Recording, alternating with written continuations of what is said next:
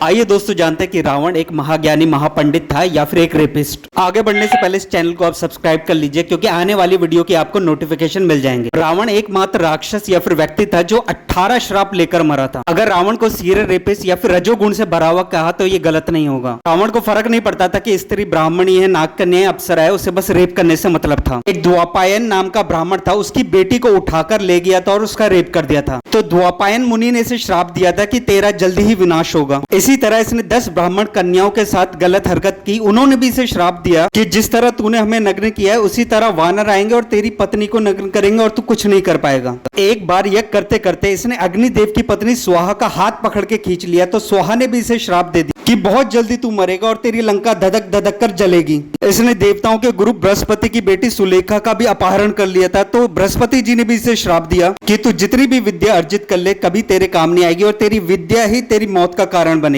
अत्रि मुनि की पत्नी अनसुईया माता के बाल खींचे। फिर अत्रि मुनि ने भी श्राप दिया कि तेरे आंखों के सामने तेरी पत्नी से दुर्व्यवहार होगा और तू कुछ नहीं कर पाएगा, सिर्फ तड़पेगा। ब्रह्मा जी की पुत्री पंजिका, उसके साथ भी बदतमीजी की। पेड़ का पुत्र नल कुंवर की पत्नी रंभा, जिसका रावण ससुर लगता था, उसके साथ भी बदतमीजी की। फिर रंभा ने भी श्राप दे दिया कि अगर किसी स्त्री की इच्छा के बिना अगर तू उसका भोग करेगा तो उसी समय तेरी मृत्यु हो जाएगी। एक बहुत बड़ी तपस्विनी ब्राह्मणी थी वेदवती, वो विष्णु जी की प्रार्थना कर रही थी। रावण ने उसका भोग करने के लिए उसके बाल पकड़कर उसे आसन से गिरा दिया। फिर वेदवती ने भी रावण को श्राप दिया था कि तेरी मृत्यु का कारण मैं ही बनूंगी। फिर यही वेदवती छाया सीता के रूप में रावण का विनाश करने आई थी। एक बार शिवजी के वाहन नंदी को इसने वानर बोला तो नंदी ने भी इसे श्राप दिया कि वानर ही आके तेरी लंका ध्वस्त करेंगे। ऐसे इसे 18 श्राप मिले थे।